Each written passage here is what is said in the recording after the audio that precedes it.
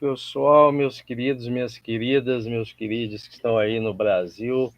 Estamos aqui, o NEFIBRA, Núcleo de Educação Financeira do Brasil, com o nosso convidado de hoje, convidado especial do mês de maio, mês das mães. A gente prometeu que ia ter um papo reto voltado para a família, e aí estamos aqui com o Diego Ângelos. Ele é especialista em vários temas, e daqui a pouco ele vai dar o boa noite e mostrar tudo que ele sabe, aí, tudo que ele está preparando para a nossa família em termos de educação financeira. Então, antes disso, boa noite, Aretusa, e boa noite, Tayonara, como vocês estão? Boa noite.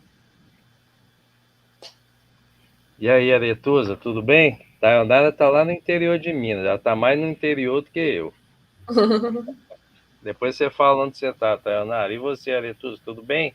Tudo ótimo, boa noite a todos, uma boa noite especial para você, Diego, que hoje vai falar, de educação financeira nas famílias, num momento tão importante e delicado, onde que, se nós pararmos para analisar, o nível de endividamento das famílias brasileiras está cada vez mais batendo recordes. A última PEI, que mostrou que agora em abril a gente tem mais de 78% das famílias endividadas, e o outro número alarmante é que desses 78% a gente sabe que o número de inadimplentes, as pessoas que estão com contas, com dívidas em atraso, já ultrapassa 29% das famílias. Então, eu acho que é um momento muito importante para a gente falar de educação financeira, para tentar mudar um pouco esse cenário, que está difícil. A gente sabe que as projeções, até julho, é que aumente esses números, esses percentuais, mas acho que as reflexões aqui são sempre bem-vindas. E eu tenho certeza que hoje você vai trazer grandes contribuições para nós. Bem. Excelente, Aretusa, muito bem colocado. Só para complementar, aqui em Juiz de Fora, a cada 5 famílias, 3 estão endividadas ou super endividadas, numa cidade que tem 700 mil habitantes. Então, a situação é de grande urgência sobre esse tema. Tayonara, onde você está? Para o Diego saber onde você está aqui em Minas Gerais. Ou está em Juiz de Fora hoje? Não, eu estou em Leopoldina, Minas Gerais. Bem mais interior. Tudo bem? Tudo. Então, bora lá aprender com o nosso convidado. Diego, fique à vontade. Primeira parte, você pode nos brindar com tudo que você conseguir aí para a gente poder aproveitar para a nossa vida, para a nossa família e para a família de todos que vão assistir agora ou depois essa live. Então, já deixo aqui meu agradecimento, admiração pela sua atuação na educação financeira brasileira. Um jovem educador financeiro, tem muitas décadas pela frente, e eu acho que você vai brilhar e já está brilhando bastante nessa área. Então, sucesso aí, fique à vontade para compartilhar com a gente tudo que você já sabe, tudo que você vem aprendendo e tudo que a gente pode aprender e colocar em prática. Beleza, meu querido? Está em casa, fique à vontade. Então, primeiramente, agradecer o convite, novamente, pela essa oportunidade. É uma honra estar aqui com vocês, Eu já comentei que tanto a Aretusa quanto o Marco são realmente referências para mim, Então, estar dividindo a telinha aqui é muito bacana, e poder levar o conhecimento de educação financeira para os cantos do Brasil, ainda mais nessa semana, que é a Semana Nacional de Educação Financeira. Então, uma semana muito especial para a gente que trabalha nesta área, Então, eu sou Diego Ângelos, eu sou educador financeiro, sou, na verdade, administrador de formação, e a educação financeira é o meu propósito de vida, Descobri isso, vamos dizer assim, há praticamente 4 anos, quando eu comecei a minha trajetória dentro da educação financeira, Eu sou filho do Jairo e da Carla, noivo da Carla, também não é a mesma pessoa, Minha noiva também é a Carla, e padrasto do Murilo, Essa é a minha família, onde a gente tem essa questão, de falar hoje sobre dinheiro com a nossa família. A gente precisa levar esse conteúdo, esse assunto para as famílias brasileiras, Então, é uma responsabilidade estar aqui no Papo Certo, mas espero que consiga transmitir algum conhecimento, que seja relevante para quem está assistindo, que consiga mudar um pouquinho, que seja a vida de alguma família, de alguma pessoa, Eu sempre digo que a educação financeira, para mim, é um trabalho formiguinha, né? Então, se estamos aqui hoje, né, foi por uma trajetória anterior que eu estou acumulando, né, e adquirindo, como o Marco bem falou. Eu tenho 2 pós-graduações em finanças, uma em educação financeira com neurociência para a docência, né? Hoje também estou estou fazendo mestrado na área da educação, né, justamente para levar esse conhecimento também para as escolas, que é uma das meus amores, né, que é a educação financeira na escola infanto-juvenil. Trabalho como professor, leciono numa escola particular aqui de Porto Alegre. Eu trabalho no 8º e 9º ano com a disciplina de educação financeira, né? Então, foi um desafio que eu recebi. Na verdade, eu me ofereci para dar uma oficina de educação financeira nessa escola e o pessoal topou e me propôs que fizéssemos aí dentro da grade curricular. Então, para mim, está sendo já há 3 anos uma experiência incrível e eu vejo essa como uma das nossas grandes possibilidades no futuro, quem sabe, né? A gente tem a Aerotusa também, que tem bastante conteúdo de educação financeira para as escolas, né? Quem sabe a gente pode enxergar, a gente está deixando o nosso trabalho aqui para que no futuro, espero que não tão distante, a gente tenha disciplinas de educação financeira em todas as escolas do Brasil.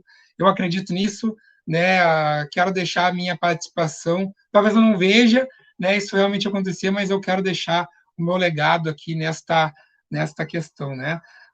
Além de professor na escola, eu trabalho como consultor financeiro, principalmente para famílias, né? Também atuo hoje num projeto do Procon de Canoas, aqui do Rio Grande do Sul, que é no núcleo de apoio ao superendividamento. Né? Hoje eu digo que a educação financeira é 100%, eu respiro a educação financeira. Né? Esse trabalho a gente faz de uma forma de prevenção, onde a gente também vai nas escolas, né, nas escolas municipais, né, fazer esse trabalho de educação financeira. Né? E fazemos intervenções onde a gente leva conhecimento para os jovens ali. Né? E também dentro desse mesmo núcleo a gente tem uma outra equipe que trabalha com a parte de acolhimento das famílias que já estão superendividadas. Né? Então, a gente teve a lei do superendividamento, aí, 2021, começou a vigorar. Então, temos aí a questão, né, que as famílias que estão até com o mínimo existencial, que não conseguem nem pagar o seu mínimo para a sobrevivência, né? Alimentação, moradia, não consegue ter o mínimo de dignidade, e a gente tem esse trabalho no Procon de Canoas e outros Procons aí pelo Brasil afora. Então, um trabalho bem bacana, e hoje, né, eu atuo, então, nesse núcleo de educação, de prevenção. Então, vamos nas escolas, a gente vai também em grupos de idosos para conversar sobre esse tema, até a questão de golpes, de fraudes, que a gente vê que está cada vez mais recorrente aí. Né? Então, a educação financeira é para todos, a gente precisa falar desse tema em todos os ambientes, a gente precisa falar aqui na internet, precisa falar nas escolas, nas universidades, nas empresas e nas famílias. A gente precisa falar, a gente vê o quanto é um tabu falar de dinheiro, né? As pessoas falam de outros assuntos que possivelmente poderiam ser até um pouco mais aí, poder ter até um pouco mais de resistência, mas a gente não fala de dinheiro. Né? E a falta do conversar, do dialogar sobre este assunto é um problema. E o dinheiro está no nosso dia a dia. Né? O dinheiro é muito a parte do hábito. A educação financeira trabalha muito mais com hábitos, com comportamentos, com emoções, do que propriamente dito com números. Né? Hoje de manhã também fiz uma outra live com uma colega, Ana Pregardia, que também é escritora e trabalha com a educação financeira nas escolas. A gente conversou que a educação financeira não é somente sobre números. Né? Inclusive, para quem não gosta de números, pode vir a ser também. Né? Então, a gente precisa tratar esse tema de uma forma mais leve, de uma forma mais lúdica, de uma forma onde as pessoas tenham prazer, que as pessoas gostem de falar sobre isso de uma forma tranquila, num bar, num jantar de família, né, que a gente possa falar sobre esse assunto e ter uma comunicação aberta sobre finanças. Né? A gente, às vezes, trabalha 8, 10, 12, 15 horas por dia para receber um salário, né? A gente produz, a gente conquista aquele salário para manter a nossa família, as nossas necessidades e os nossos desejos, e muitas vezes a gente não para 30 minutos por dia para conversar sobre isso com a família, ou 1 hora por semana, que seja. Né? A gente precisa tornar esse assunto uma forma mais leve, uma forma habitual, né? E sem preconceitos. Né? E a família, a gente, né, a Aretusa trouxe no início essa questão dos números, e são números gritantes, né? Temos aí quase 80%, 78% das famílias endividadas. Esse não seria um problema se as famílias soubessem usar o crédito de uma forma consciente, e infelizmente a gente vê que não é o caso. Temos aí quase 30%, 29% das famílias aí endividadas, inadimplentes, que não conseguem, né, não vão conseguir pagar alguma das suas dívidas que têm aí. E temos aí quase 17% das famílias super endividadas, né, ou que estão muito endividadas, né, através dessa pesquisa do PEIC que foi realizada aí no mês de abril. Então, números bem preocupantes, e que a educação financeira é uma maneira de mudar essa realidade, né? A gente vê, e claro, tivemos aí 3 anos de pandemia, né? A gente ainda vive ainda resquícios da pandemia, muita gente foi demitida, muita gente perdeu o emprego, muita gente teve redução salarial, pessoas né, infelizmente deixaram esse plano e estão ausentes, e as famílias que não estavam preparadas. Como fazer? Né? Daqui a pouco a pessoa que era a maior responsável financeira da família acabou vindo a falecer, e o que a gente pode vir a fazer? Né? Então, a educação financeira tem esse trabalho, tem essa missão de mudar essa realidade, de a gente começar a pensar de uma maneira preventiva, de imprevistos, né? E hoje, né, muitas famílias de garantir o mínimo, né? E precisamos garantir o mínimo das famílias. Vemos aí nosso salário mínimo hoje é R$ 1.320, e como se mantém uma família com salário mínimo? Né? Um casal, talvez uma criança com salário mínimo, é bem difícil, bem improvável, as famílias têm que se virar. E daí a gente tem o crédito a gente acaba utilizando, às vezes, né, de uma forma equivocada, né? A gente até teve um relato essa semana de uma senhora de idade, que nunca tinha recebido um cartão de crédito, foi oferecido para ela o cartão de crédito, e ela, né, muito faceira, foi gastar aqueles R$ 2.000 que ela recebeu de crédito, né? E na cabeça dela, ela tinha ganho aqueles R$ 2.000, né? Então, a gente vê o quanto a falta do conhecimento de educação financeira pode prejudicar, e ali aquela senhora começou a criar aquela bola de neve dos juros compostos contra ela, né? Então, precisamos aí levar esse conhecimento de educação financeira para todos, né? E dentro da família não pode ser diferente. A gente tem tem alguns assuntos que eu trouxe aqui para a gente conversar.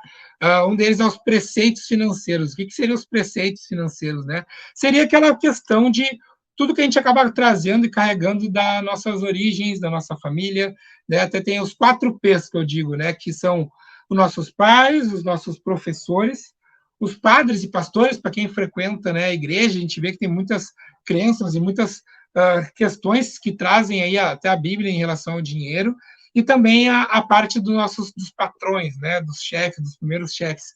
E a gente acaba carregando muito isso da forma que a gente lida com o dinheiro.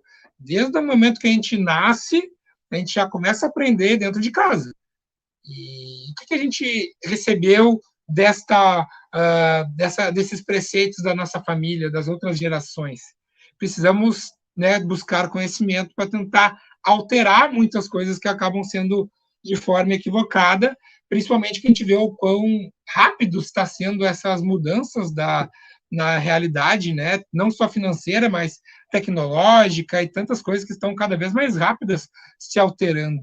Então, a gente precisa efetivamente ter um olhar mais reflexivo, ter um olhar um pouco mais consciente das coisas, né? Não simplesmente carregar aquilo que a gente traz das nossas origens. Então, a gente precisa, sim, parar, refletir e olhar a forma como a gente está lidando com o dinheiro, e não só falar assim, mas sempre foi assim, mas meu pai, meu avô já faziam assim, mas será que realmente é a melhor maneira?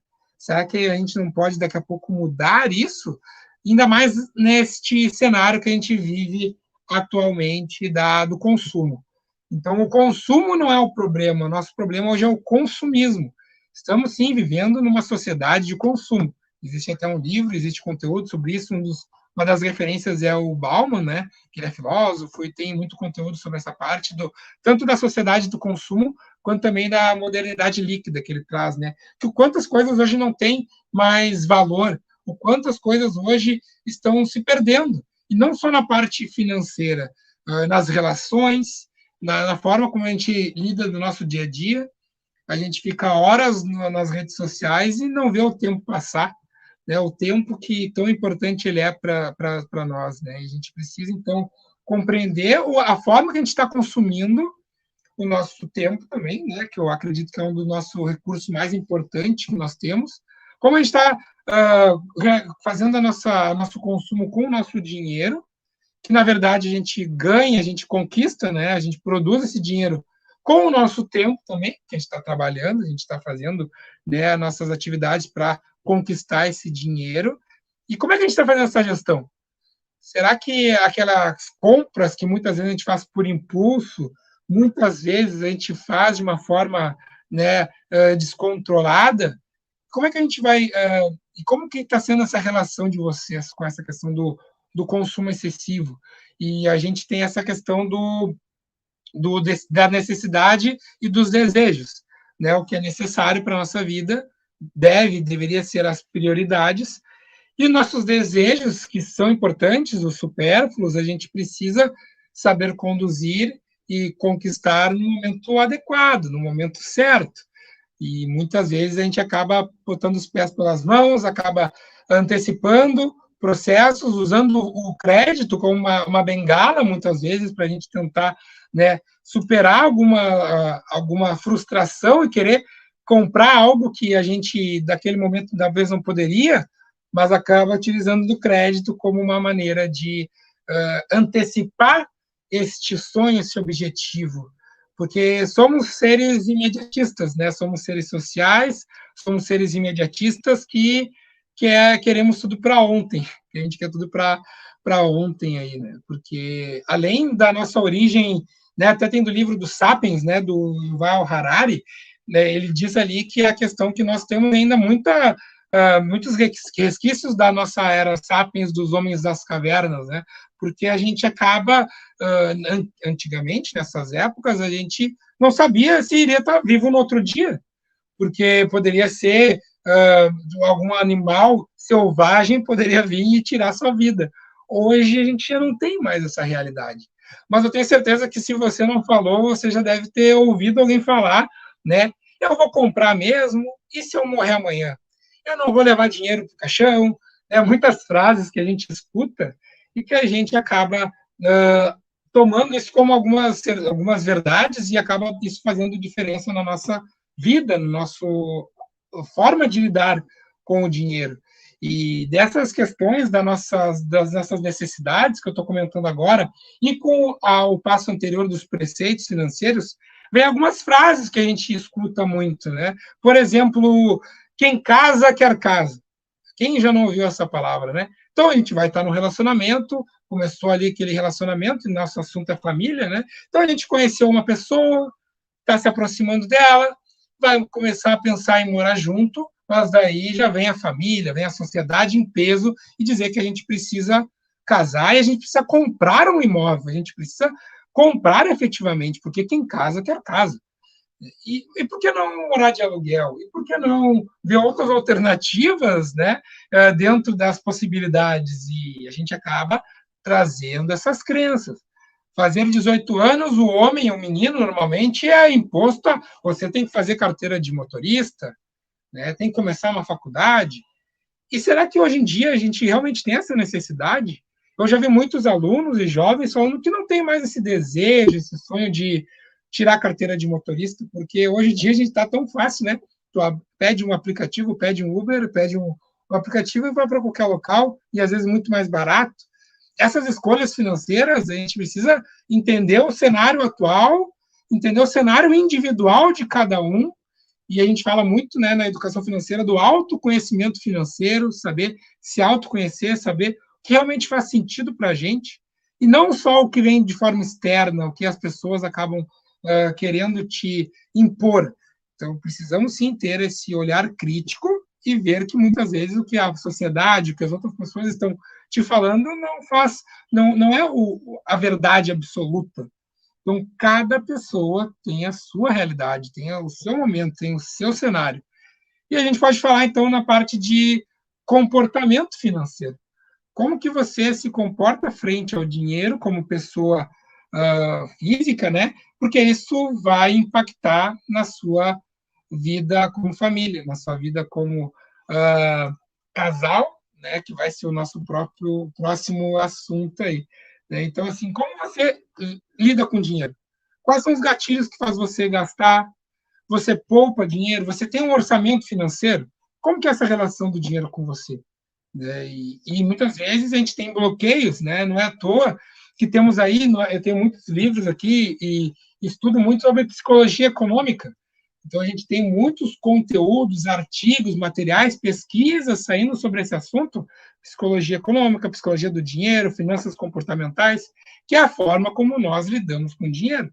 Nós somos seres emocionais, somos seres comportamentais, somos seres sociais. E não somos seres racionais, como se acreditava antigamente os economistas, que nós somos, né, o homo econômicos, que se falava, né, que nós somos seres racionais 100%. Não. Somos seres sociais, somos seres muito mais emocionais do que propriamente dito racionais. Então, faz essa reflexão. Como é que é você frente ao dinheiro? Porque a sua forma de lidar com o dinheiro vai impactar na sua família. E por isso que é importante ter esse diálogo, porque o casal pode pensar de forma diferente sobre o dinheiro. Né? Então, agora já vamos entrar nesse assunto, que é a parte da educação financeira para casais. Como é essa relação? É duas pessoas de famílias diferentes, com preceitos financeiros diferentes, se unem. Como que é essa relação do dinheiro? Eu sempre brinco, e perto do Dia dos Namorados, eu sempre faço uma live que é o Tinder financeiro. Eu acredito que a gente deveria ter lá nos pré-requisitos do Tinder, falar como que é a sua relação com o dinheiro, ou qual que é o seu perfil financeiro, né? Como a gente pode trazer dos livros do Gustavo Cerbasi, que a gente tem 5 perfis financeiros. A gente tem o financista e o poupador, que seriam aí dentro da realidade financeira os mais interessantes. Temos também o gastador, temos o desligado e temos também tem mais um que agora me falhou, se alguém souber, quiser soprar aí para mim, pode falar. Temos 5 perfis financeiros, né? E deveria ter, eu acredito, no Tinder ali, qual que é o perfil financeiro de você? Se der match, beleza. E muitas vezes, um gastador com poupador, um pode complementar o outro, um pode ajudar o outro, né, e unir os extremos, né, e aí pode ser o equilíbrio. Né? Então, o meu perfil, né, é diegoangelos.bril, justamente pela palavra equilíbrio financeiro. A gente precisa ter equilíbrio, né? Equilíbrio no casal, equilíbrio na questão financeira, né? Nenhum educador financeiro deveria vir e falar que você deve poupar o máximo possível somente para o seu futuro financeiro e gozar somente da vida na sua aposentadoria. Não, temos que ter o equilíbrio financeiro. Aproveitar a vida agora, no presente e também no futuro, e poupar para o futuro. Né? Então, o equilíbrio é fundamental e um casal pode ser essa balança deste equilíbrio, tá?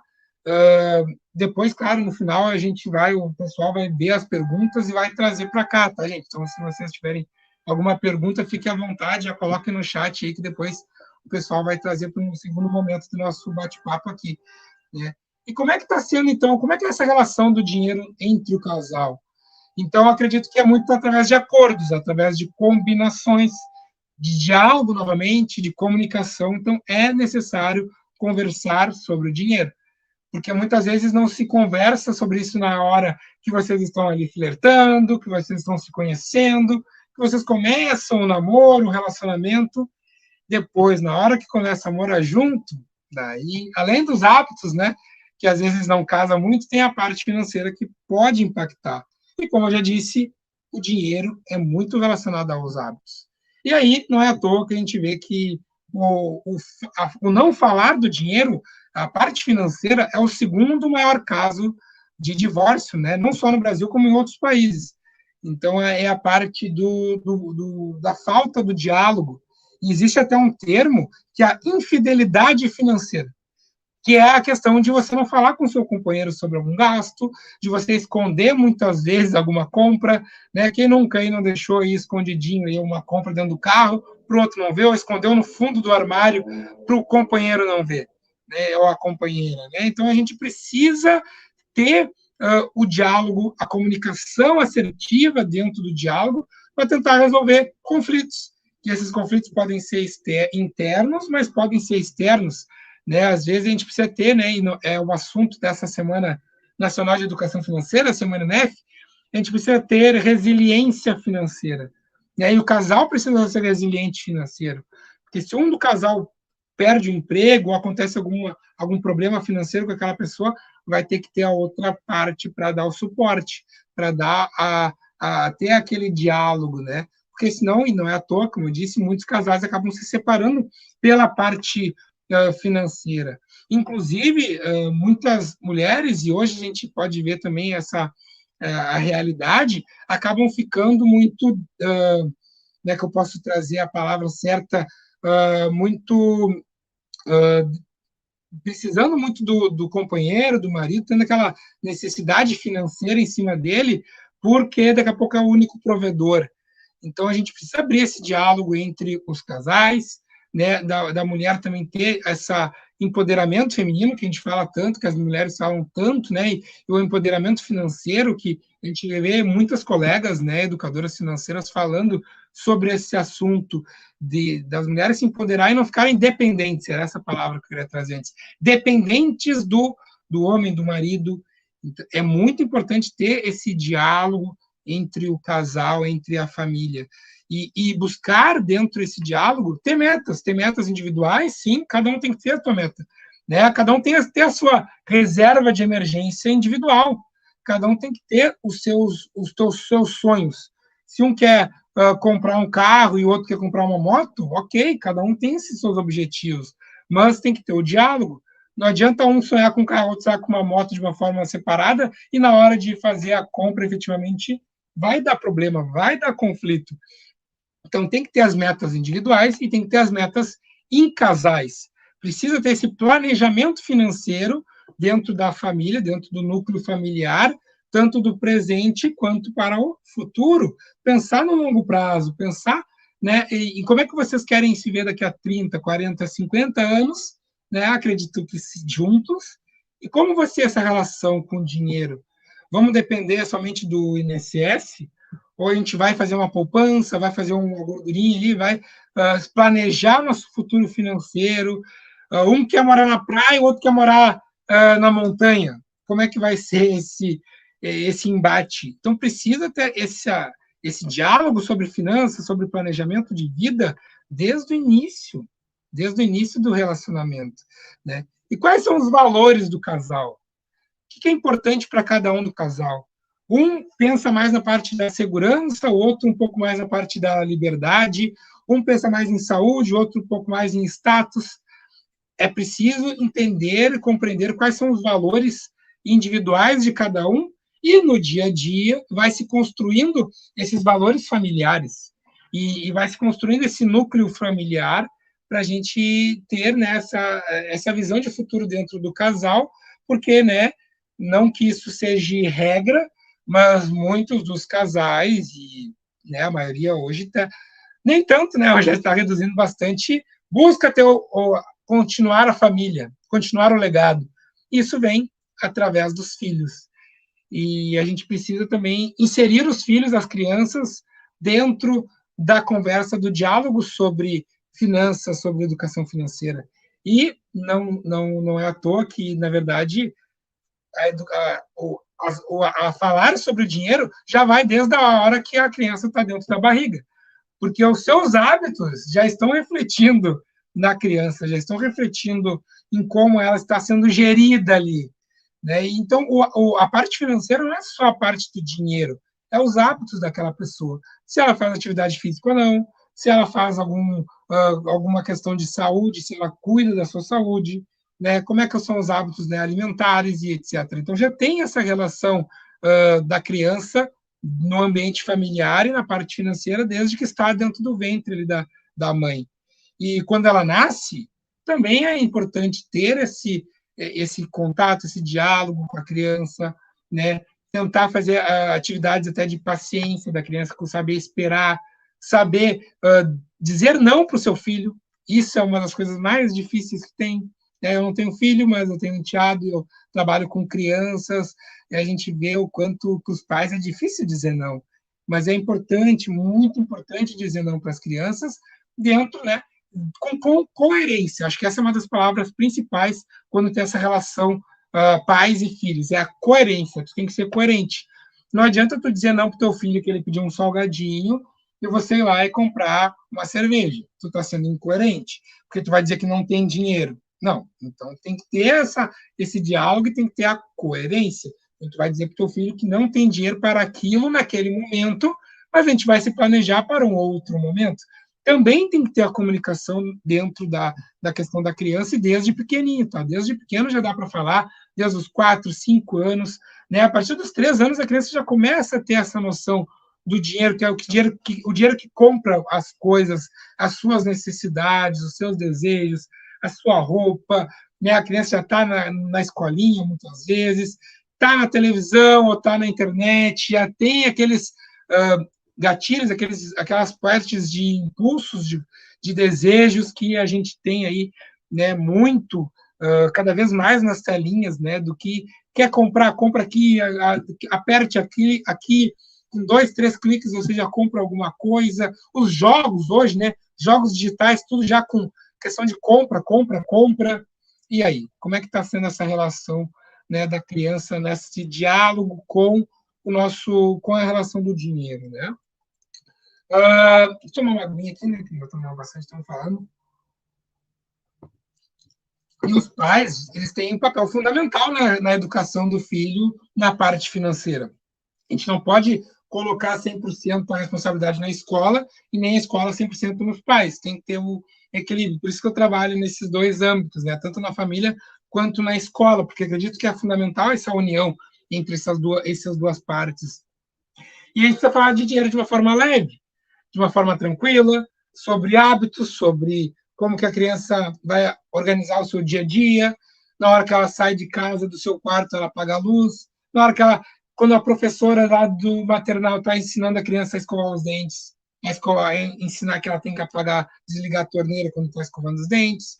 Então, são detalhes. E é importante falar sobre esses hábitos, tanto financeiros quanto não. E, como eu disse antes, a coerência, né? Demonstrar isso para a criança também, que você faz. E as crianças, elas são quase que esponjas, né? Elas pegam tudo que você está fazendo. E muitas vezes ela te coloca contra a parede, né? Porque você vai colocar, ela vai dizer, não faça isso, meu filho, minha filha. E elas são espertas, elas vão dizer, mas eu te vi fazendo isso semana passada, por que eu não posso fazer? Então a gente tem que ter esse cuidado e tem que se policiar. Quando a gente tem uma criança em casa, a gente precisa se policiar da forma quando a gente está fazendo esses hábitos, né? Tanto financeiros ou não. E essa responsabilidade, né, de orientação, então, como eu disse, é tanto dos pais quanto da escola, de trazer, de levar esse conhecimento e ensinar para as crianças qual o valor das coisas, o quanto aquela compra, aquele presente, aquilo que foi dado para a criança, ou que ela tem, ela foi conquistado, né, através do nosso trabalho, falar que o dinheiro ele não vem do caixa eletrônico, que o dinheiro não vem do cartão de crédito, que hoje a gente só aproxima, não vem do celular, que o dinheiro vem do trabalho. E falar para a criança como é o seu trabalho, como você faz para conquistar esse dinheiro, para ela entender, e para ela ter também essa noção de que quando ela vir a ser adulta, ela também ter um trabalho que ela goste de fazer, um trabalho que ela queira fazer por amor, por propósito, e que dê o dinheiro para o seu sustento, para a sua qualidade de vida, né, para o seu bem-estar. E a gente pode, então, como eu disse, falar sobre educação financeira com as crianças desde sempre, desde os pequenininhos. Um exemplo que eu gosto de trazer é na época do supermercado, né? Então, você está ali com seu filho, 5, 6 anos, ele não sabe daqui a pouco ainda ler, ele não sabe daqui a pouco, não tem noção do dinheiro em si, quanto vale, quanto é 5, 10, 50 reais, mas quando você agora vai querer se organizar financeiramente, vai ao supermercado, então tem que ter o quê? Uma lista, né? Uma lista de supermercado. No momento que você está em casa fazendo essa lista de supermercado, você chama o seu filho e faça ele participar junto, né? Então você vai olhar se tem arroz na despensa, pede para o filho olhar ali.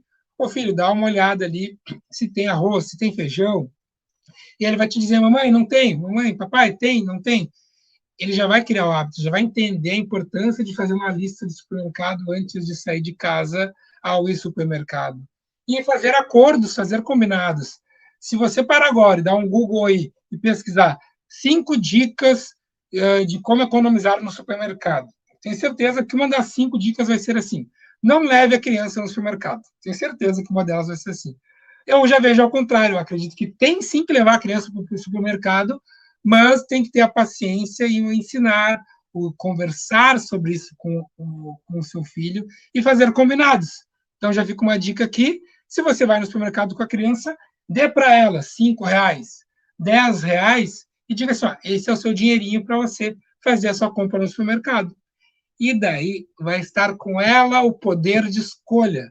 Ela vai ter que ter a tomada de decisão de escolher se ela vai querer um salgadinho, uma bala, um sorvete, o que ela vai comprar com aquele dinheiro que você deu para ela, e ela vai entender o poder de escolha do dinheiro, né? Ela não vai achar que tudo é infinito, que ela pode tudo, sempre, a todo momento. Ela vai entender que o dinheiro é finito e desde pequeno.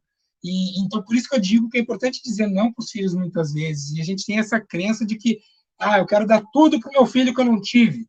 Eu vou proporcionar tudo que eu não tive para o meu filho. E muitas vezes a gente abre mão dos nossos sonhos, dos nossos objetivos, para dar tudo para ele. E a gente fica com aquela coisa mesmo, com aquele sentimento de que os nossos filhos vão se ter gratidão por nós e eles vão depois me proporcionar uma vida melhor. E fica como se o nosso filho fosse um investimento que vai ter depois um retorno. E não pode ser assim. A gente tem que ter esse olhar dessa relação familiar muito, muito bem planejada, muito bem pensada. E dentro dessa parte das crianças, a gente pode incluir a mesada. A mesada é uma excelente ferramenta, mas ela tem que ser dialogada, conversada, né?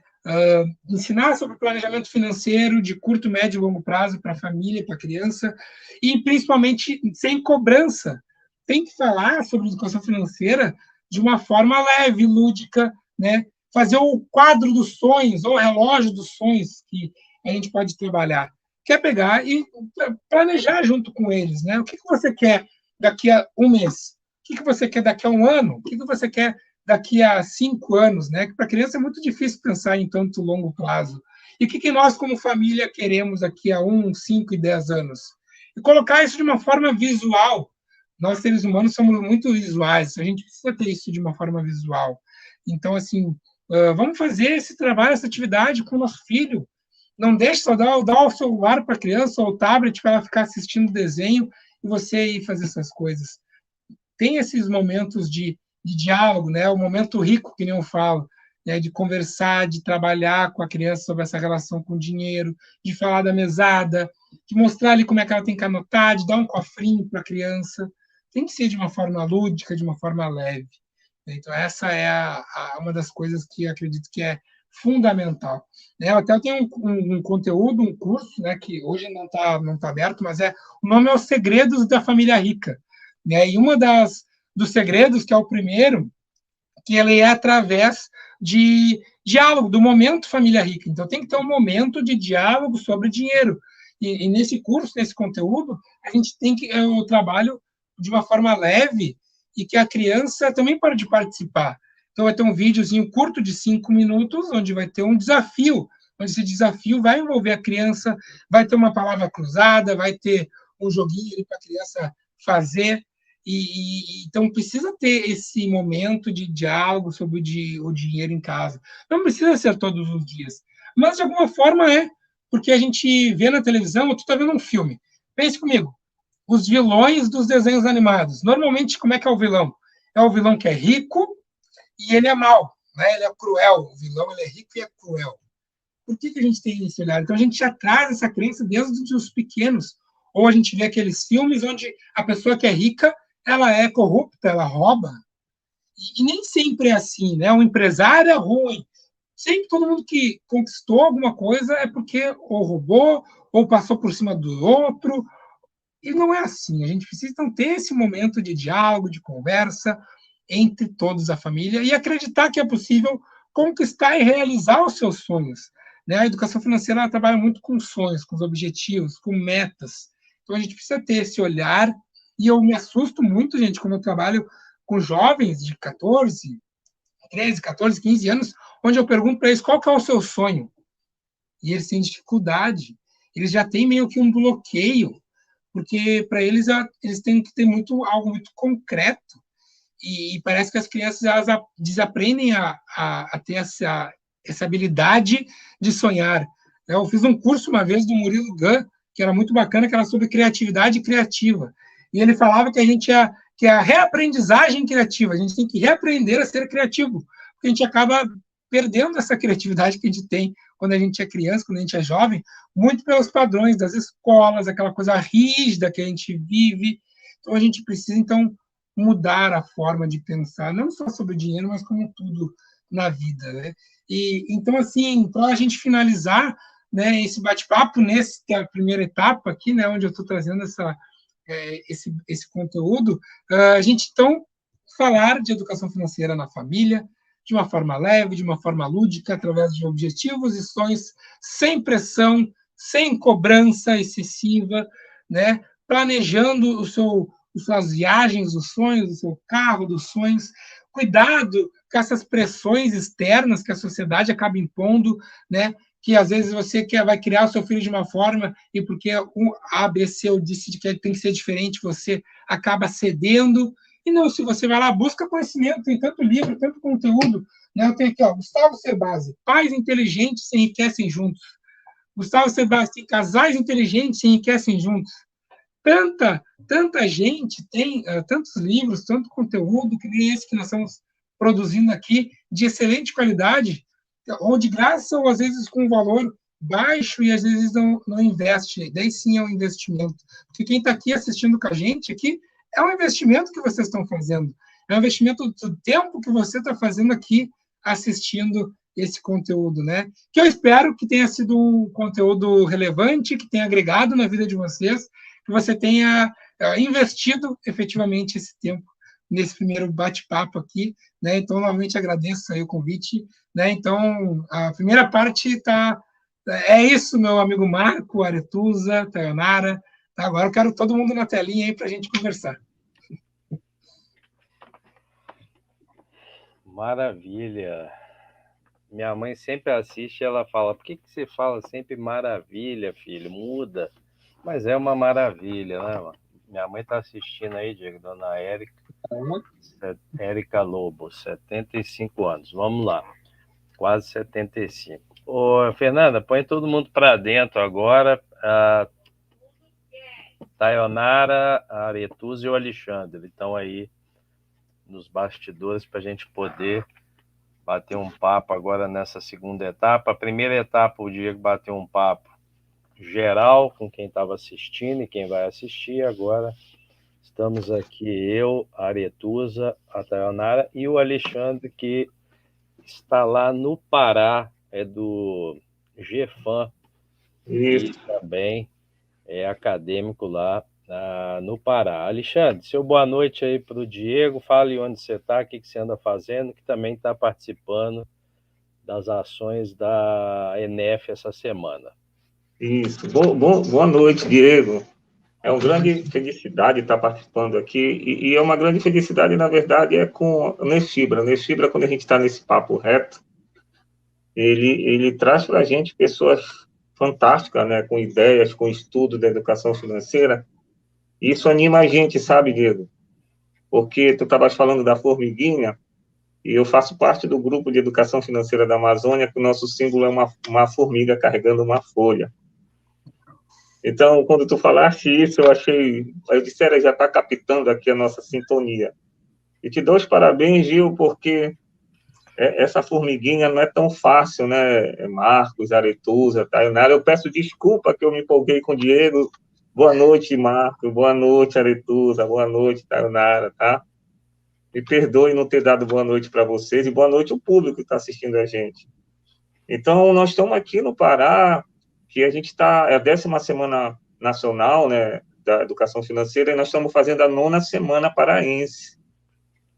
Nós tivemos a oportunidade de já estar fazendo a 9ª Semana Paraense, agora com bastante volume, que eu digo assim, que a gente já está envolvendo mais pessoas, né, a gente está envolvendo mais instituições nesse processo, né, e digo que as instituições e as pessoas, que eu digo que eu já sou amigo, o Marcos, a Aretusa, a Taionara, agora fazer amizade contigo, viu, Diego?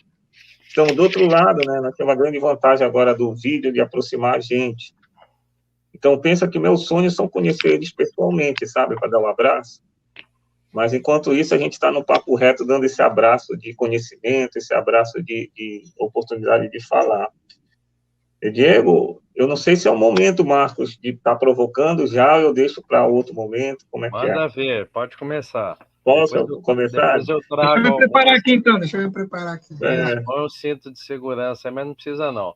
Depois eu trago, você é craque, depois eu trago aqui as informações e questões aqui no chat. Vamos lá. Primeiro, estão abrindo os trabalhos aí. Alexandre, pode ficar à vontade. Poxa vida, eu fico muito feliz, já me apresentando e já está falando, né? Então, Diego, falar quando a gente fala de tema de família, Diego, a gente está num trabalho aqui no Pará, há 5 anos na Defensoria, atendendo famílias, sabe? Na universidade, a gente já tem mais de 7 anos fazendo atendimento com as famílias. Agora, uma notícia boa, a gente está com uma abertura de fazer um processo com a Justiça agora do Pará, né? A Defensoria, e agora a gente vai unir a Justiça pensando num bolo, Justiça, Defensoria, né? Então, é um trabalho que a gente já vem acompanhando famílias, e aqueles exemplos que tu vem colocando é muito forte, e a gente vivencia muito na nossa relação aqui desses atendimentos, tá? E aí, a gente não pode esquecer, né, que a família, a gente tem o imaginário sempre do homem e da mulher, né? A nossa família é constituída por homem e mulher, né? Na questão do gênero. Eu acho que a sociedade, ela se constitui, ela evolui, ela está no processo de construção, apesar de uma negação horrível que nós ainda estamos passando por aí, mas a gente tem que entender que essa transformação social, ela deu uma transformação também no núcleo familiar, nessa relação familiar, né?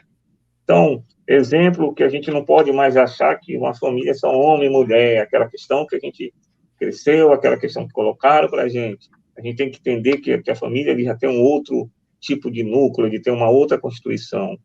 Então, isso é um ponto que a gente não pode deixar de falar, que a gente não pode...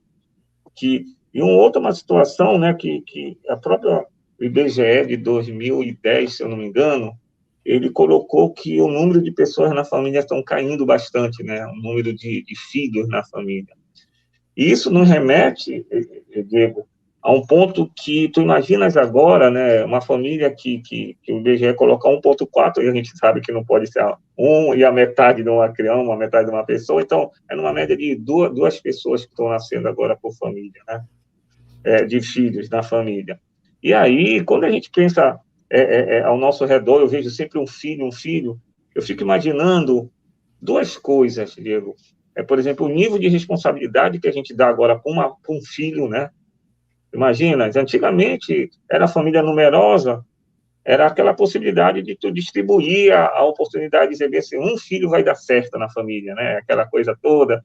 E tu tinha também um laço familiar que é lógico que tinha todos os conflitos, mas era algo muito maior. Então, eu fico imaginando hoje a cabecinha dessas crianças, dessa geração que está vindo aí, com uma massa de atribuições que ela tem que dar certo, porque só é ela, né?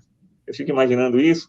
E dentro desse processo todo, né, como é que vai o dinheiro, né? Ao mesmo tempo, tu vai dizer bem assim, olha, eu sou o único, eu tenho tudo, né?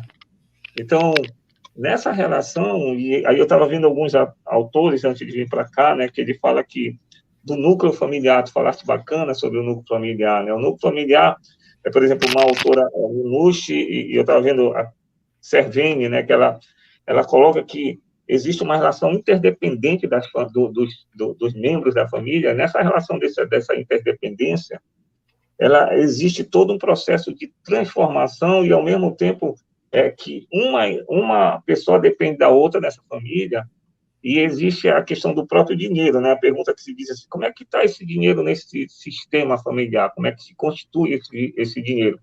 E, ao mesmo tempo, a família, ela tem, quando a gente fala de sistema de relações, né? Esse sistema de relações que se cria uma espécie de modelo nesse núcleo familiar, que esse modelo se passa de informações, de conhecimento, de amor, de afeto, de tudo, né?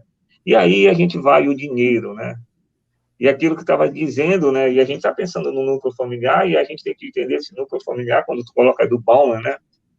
como é que essa influência de uma sociedade que te coloca tantas informações, ela te coloca tantas situações que tu tem que aceitar, e tu tem que aceitar sem reflexão, né?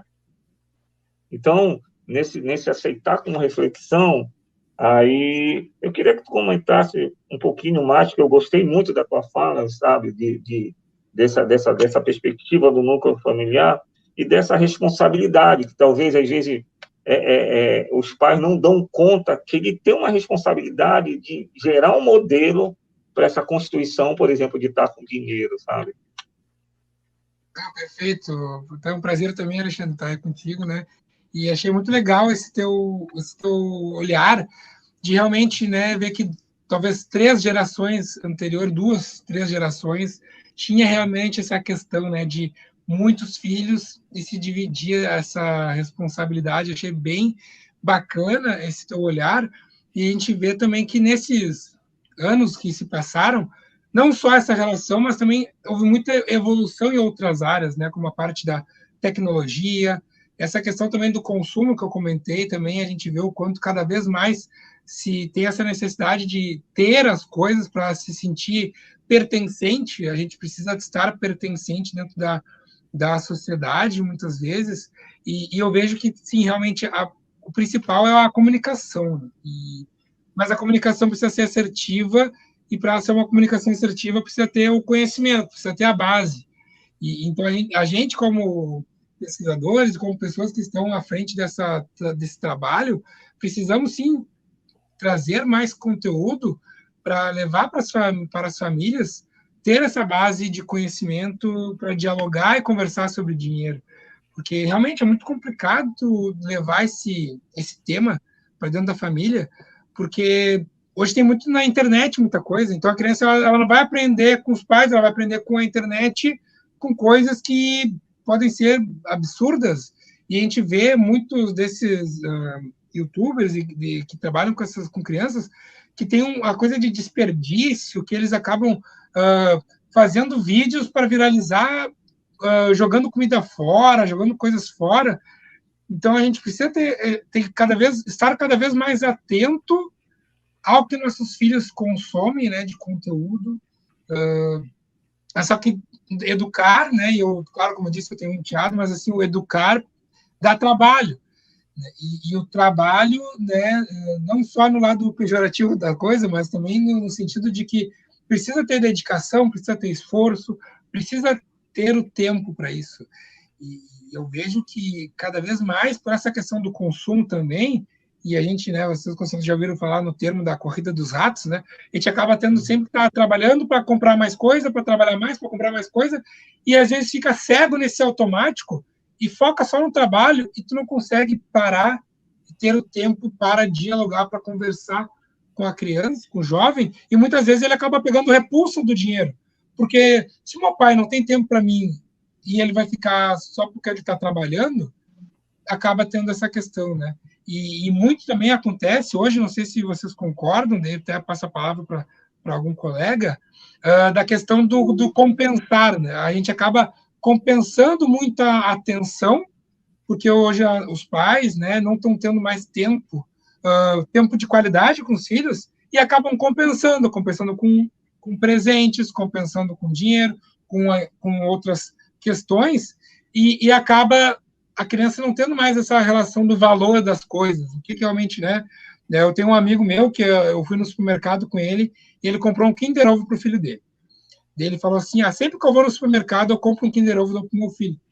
Eu falei assim, cara, tu está criando um monstro, assim, porque sempre que tu vai dar, no momento que tu não dá, ele vai te cobrar. Então a gente precisa ter esse momento mais... Ele depois, como eu disse, é uma compensação, tu acaba querendo compensar uma possível atenção que tu está tendo, né? E a pandemia acabou, claro, não vamos generalizar, porque a gente sabe que a percentual de pessoas que trabalharam de home office pelo número geral de famílias do Brasil foi mínima, né? Mas teve essa possibilidade em algumas famílias de se aproximar com o home office, né, com a questão da pandemia, e a gente vê que começou a ter uma relação um pouco mais saudável. Mas aí eu acredito que já voltou ao normal, né? O novo normal já se foi, já, né? Não sei se respondi, mas acho que foi o que me veio na cabeça aqui. Perfeito. E aí, tudo certo? Tá mutado. Tá mutado, Alexandre. É só dar uma provocadinha que eu anotei aqui, que eu virei a parte de citar aqui a provocação, quando tu falaste do desenho animado do vilão malvado, não é isso? Do vilão malvado. Então, eu vou botar um olhar, talvez tu não concorde ou não, mas é para gerar mesmo o debate aqui. É a questão ideológica, eu vejo desse vilão, né, do malvado, o rico, malvado. Talvez seja para a gente se conformar, dizer bem assim, olha, eu prefiro ser pobre, tá vendo? É melhor ser pobre, bonzinho, entendeu? Então, eu vejo muito nesse aspecto também. Não sei se tu concorda, né? Eu digo, eu vou verificar porque eu vejo nesse olhar ideológico também, de dizer bem assim, não, é melhor tu ser um bonzinho pobre e te conformar com o que tu tens, entendeu? Não sei se vocês concordam, isso é só para ter um olhar do contraponto disso. Eu acredito que vai muito do que é a riqueza para vocês, né? O que é riqueza, o que é a pobreza, né? Então, a Tayanara quer falar, tá à vontade. Pode falar, Tayanara. Não, completando o que o Alexandre falou, eu sempre escutei da minha mãe, assim, que dinheiro não traz felicidade. Então, assim, a gente sempre escuta essas coisas de que o dinheiro não está vinculado com a felicidade, que a gente tem que largar essa coisa do sonho de economizar e tal. Perfeito. Exatamente. Aliás, só pegando um gancho, ouça sempre a sua mãe, ou seu pai, ou sua avó, sua tia, porque eles chegaram primeiro, né? Nessa vida aqui. Então, eles têm mais estrada aí. Não quer dizer que tem que seguir cegamente, mas é muito bom ouvir os que chegaram antes da gente aí, os pioneiros aí, né? Que estão aí no século, já tiveram no século XX, estão com a gente no século XXI. Beleza, vou passar a palavra para a Aretusa, depois, Tayanara, sempre que você quiser, depois eu passo a palavra para você, mas pode trazer suas contribuições. Aretusa, por favor. Muito bom, Diego. Você trouxe tantas informações, né? Tantos questionamentos em relação à família. Você falou do Kinder Ovo. Esses dias eu fui no mercado com meu filho e o Kinder Ovo é algo que eles colocam numa posição estratégica, né? Eles colocam geralmente no caixa. E aí tinha uma caixa... Na altura da criança, ovo, na altura da criança. E aí faltavam 2, quer dizer, 2 pessoas compraram, né? Ou uma pessoa, mas estavam faltando 2. Ele olhou para o Kinder Ovo e falou assim, mãe, 2 ricos passaram por aqui. Ele foi irônico. Ele falou, olha o preço desse Kinder Ovo. Quando eu era criança, porque ele não se julga mais criança, né? Era X reais, olha agora o valor, mas o mais engraçado foi ele falar, 2 ricos passaram por aqui, e mostrou assim um buraquinho, faltando 2 Kinder Ovo, né? Mas é isso, levar a criança no mercado, eu acho que é algo muito positivo. Você falou assim que muitas vezes as pessoas dão dicas para não levar as crianças ao mercado. Eu acho o contrário, eu acho que o supermercado é um laboratório, mas a gente tem que ter consciência. Se você está no momento com pressa, saiu dos seus trabalhos, naquela correria, talvez não seja interessante mesmo você levar seu filho. Você está com pressa, estressado, cansado, não vai ser adequado. Mas o supermercado, ele é um laboratório em todos os sentidos assim. Não só na questão da criança ter a noção de fazer escolhas, mas ela consegue ver preços, você pode fazer uma leitura de rótulos, você pode mostrar o hortifruti para a criança, ensinar ela a escolher, ver que existem marcas, e se desde pequena a gente já começa a mostrar, a fazer lista de compra, vai virando um hábito, vai se tornando um hábito. Quando o meu filho era menor, eu fazia alguma lista e eu fazia sempre ele lembrar, me lembre de tal coisa da lista. Ele lembrava. E se eu pegasse algo que não estava na lista, ele falava assim, isso não está na lista. E até hoje ele foi aprendendo. Então, hoje eu peço para ele pegar um determinado produto, ele chega e ele explica, olha, eu peguei esse. Ele é maior, mas ele é mais caro, mas se você olhar, mamãe, ele está valendo por causa disso, daquilo outro, ele compara. Então, assim, um moleque de 12 anos está fazendo isso. Então, a chance dele ser um adulto que vai saber se comportar no mercado é bem grande, entendeu? Então, é esse o nosso trabalho. E quando você fala lá da escola, né, é um desafio para a gente. Eu trabalho também a educação financeira com o meu material, e aí você deu exemplo do escovar o dente, de apagar a luz. Eu lembrei de um livro, gente, eu fui pegar aqui. Há 12 anos atrás, eu escrevi esse livro aqui, O Consumo Consciente, com uma querida, a Luzia Fernandes, que também trabalha em educação financeira.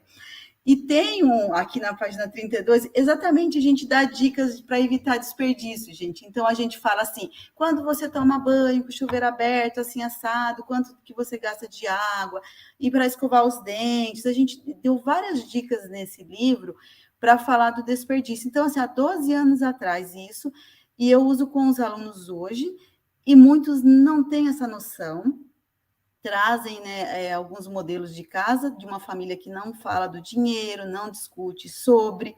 Então, é muito importante a gente falar disso sim, com muito cuidado e cautela, porque realmente, para muitas famílias ainda é um tabu falar de dinheiro, eles falam de vários assuntos, falam de sexo, de morte, mas não falam de tabu. Eu falo assuntos que já foram tabu, né, durante a história, né? Então, é legal levar essas referências, principalmente para os jovenzinhos e para os maiores, que já estão tendo acesso a cartão, alguns já falam. Eu penso nos anos finais do ensino fundamental 2, eu já tenho alguns alunos assim que têm cartão, então a gente discute. Alguns pensam que aquele limite que o banco dá é o dinheiro deles. Aí eles falam assim, mas se eu não aceitar esse cartão agora, depois eu não vou ter esse dinheiro. Aí eu falo, e quem disse que esse dinheiro é seu? E aí a gente tem que fazer toda essa discussão para eles entenderem o que aquele cartão significa, né? E aí, falando disso, já que nós começamos falando, né, dos endividados, aí agora é um questionamento assim, para saber como você enxerga isso, né? A gente estava falando da questão das famílias, não é? Que a PEC agora de abril trouxe esses números alarmantes. A gente sabe que de 100 brasileiros, 45 brasileiros estão com dívidas, né, em atraso, contas, enfim. Então, a gente está com um número de família muito grande, né, não só endividados, como inadimplentes, que é pior ainda. E dessas dívidas, a gente sabe que o cartão de crédito é o que se destaca, né? Não vou chamá-lo de vilão, né? Mas as dívidas no cartão de crédito. Então, do total de dívida, sempre de 80% a 90% dessas dívidas é cartão de crédito, isso é fato. E muitos brasileiros, muitas pessoas estão recorrendo a crédito pessoal para pagar essas dívidas, né? Dívida do rotativo, esses juros altíssimos, né, do cartão. Então, eu queria, assim, que você falasse um pouquinho como é que você enxerga essas famílias que acabam tendo que recorrer a um crédito pessoal para pagar essas dívidas e como que você poderia, assim, dar uma dica, chamar a atenção, falar, não caia nessa armadilha, sabe? Um alerta, né? Porque, infelizmente, hoje o cartão de crédito ele não está sendo utilizado para bens supérfluos apenas, como há anos atrás a gente falava. Às vezes, necessidades básicas, eles estão recorrendo ao cartão de crédito. Então, é muito complicado, no cenário atual, nós julgarmos essas famílias como, você não foi prudente, né? Não, que foi a única saída que eu tive, foi usar o cartão de crédito. Então, assim, mas como que a gente poderia alertar? Dá uma dica aí para essas pessoas que estão... Interessante até a tua última fala de que as pessoas acabam usando até o crédito pessoal para pagar o rotativo e tudo mais, né? Porque hoje me aconteceu de eu atender uma pessoa que teve que recorrer a essa situação porque já não tinha mais onde sair, o rotativo acaba sendo mais caro, né, pelo custo ali do crédito em si, porque quanto mais fácil é o crédito, mais caro ele é, né? Então, o cheque especial, o rotativo do cartão de crédito e tudo mais, então a gente precisa, né, mas assim, eu vejo que o crédito ele é, assim, muito benéfico, desde que usado de uma forma consciente, né, isso é fato, e sim, muitas vezes, para a gente adquirir coisas que naquele momento a gente não poderia, principalmente no longo prazo, e coisas, como tu disse, mas não só supérfluas, mas coisas, tipo, daqui a pouco uma mobília, uma geladeira, um fogão, coisas assim, eu acredito que sim, podem ser bem utilizadas, desde que planejadas. Eu vejo que também a questão do crédito muito... está sendo uma enxurrada de crédito. Hoje tem tantas fintechs, tantos bancos digitais, tanta coisa que tem muito crédito liberado, e hoje tu não precisa comprovar mais renda para ter um cartão de crédito, né? Eu me lembro que quando eu era jovem, eu trabalhei quando eu era jovem, né? Não quando eu sei jovem, mas quando eu era bem novinho, eu trabalhava no banco aqui do estado, eu fui estagiário, e me lembro que tinha que ir lá comprovante de renda e tudo mais, tinha que apresentar. Então, a gente não tem mais isso. E a gente vê também até a parte psicológica que existe, que é a tal da dor do pagamento. Porque o cartão de crédito a gente não sente tanta dor. Porque tu vai ali, passa no cartão, tu vai ver só mais no outro mês a fatura, ou tu parcela alguma coisa de R$ 200 em 10 vezes de 20, ele diz, mas é só 20 a parcela. Só que é 20 dessa parcela, mais 20 do Uber que tu usou, mais 30 do iFood, mais as outras coisas que tu vai comprando, e é esse pouquinho que dá a bola de neve que assusta depois quando chega a fatura do cartão. Então, acredito que uma das, vamos dizer assim, dicas seria a questão de tu ter um limite do teu cartão de crédito menor do que o teu salário. Né? E, claro, dizem, né, dentro dos especialistas da educação financeira, 30% do teu salário, da tua renda seria o ideal. Né? Ali no máximo 30%, porque além dos 30%, vamos dizer, os 70%, tu vai ter que daí sim comprar os teus itens básicos, de necessidade básica, supermercado e tudo mais, pagar a sua moradia, que daí não seria o ideal usar o cartão de crédito nesse cenário.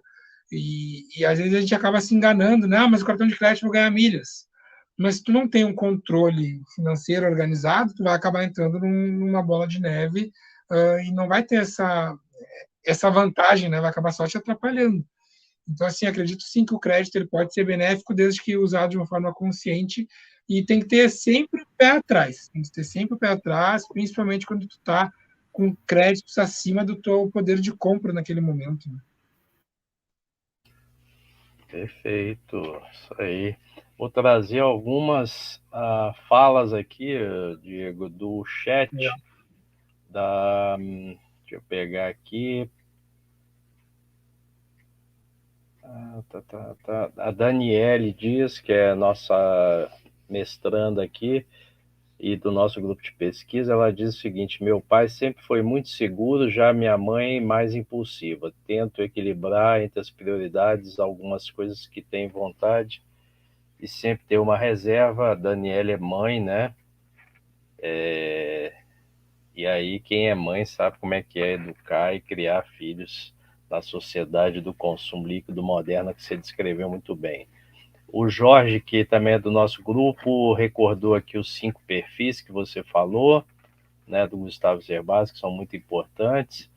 E a Daniele, que também é do nosso grupo, ela diz o seguinte, a outra Daniele, Daniele, eu falei primeiro, agora Daniele, ela diz o seguinte: o autoconhecimento financeiro citado pelo Diego é um instrumento que pode reduzir as nossas possibilidades de equívocos. Aliás, autoconhecimento deveria ser, né, tudo aquilo que a gente deve buscar. Isso já vem lá de tempos passados, milhares de anos que vem repetindo isso, né?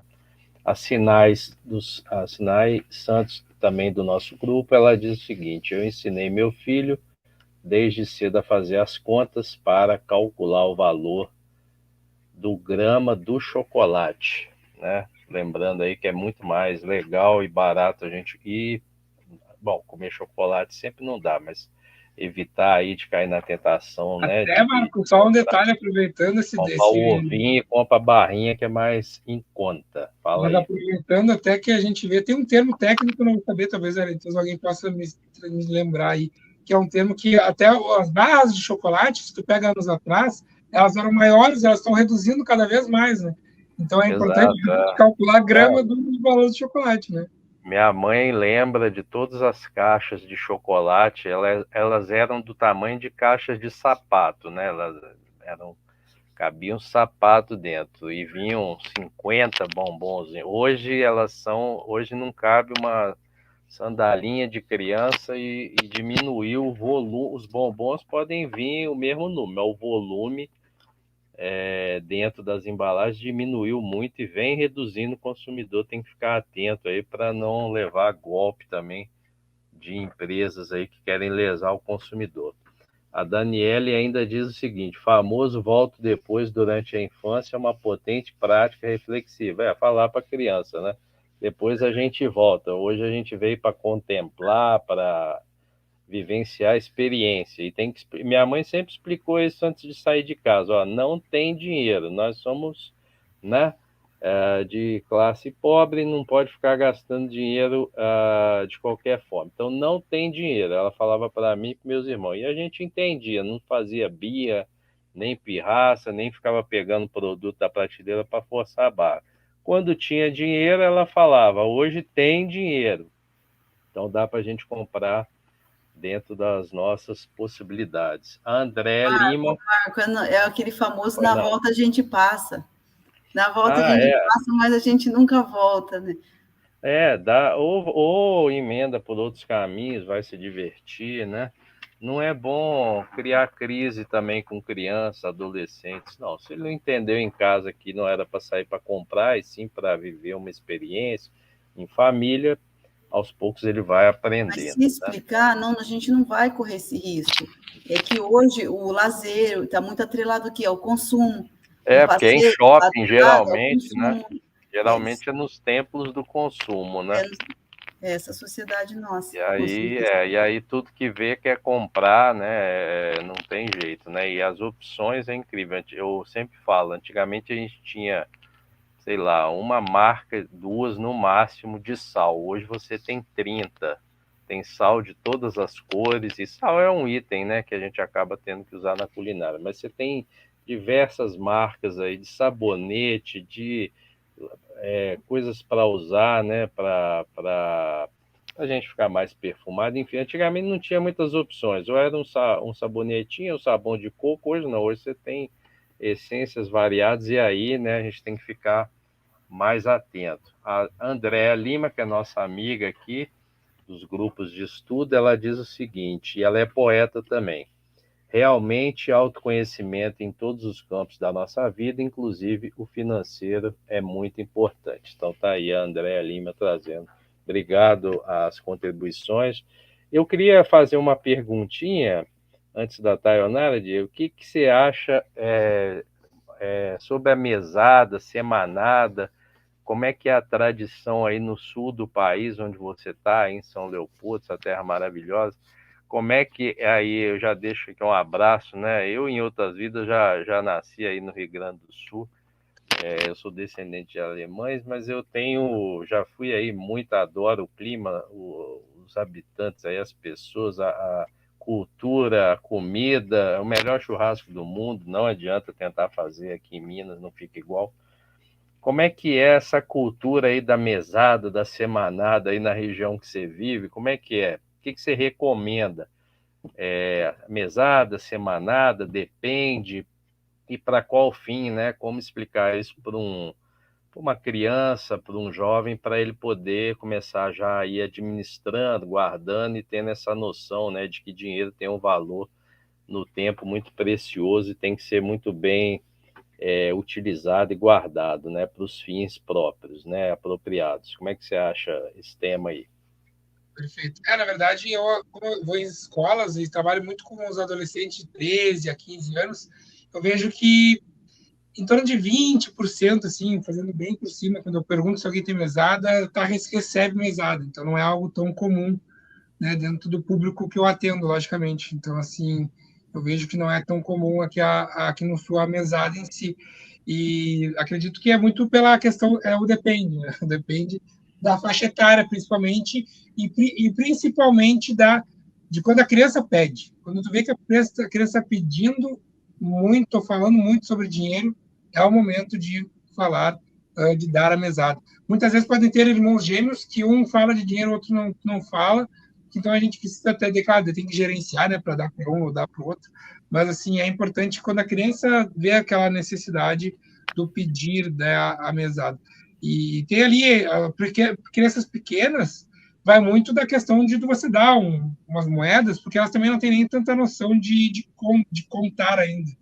Então é muito daqui a pouco, se tu der uma moeda de R$1, e tu der 3 de 10 centavos, ela vai preferir 3 de 10 centavos, né? Porque ela não tem ainda a noção de quanto vale o valor ali da moeda.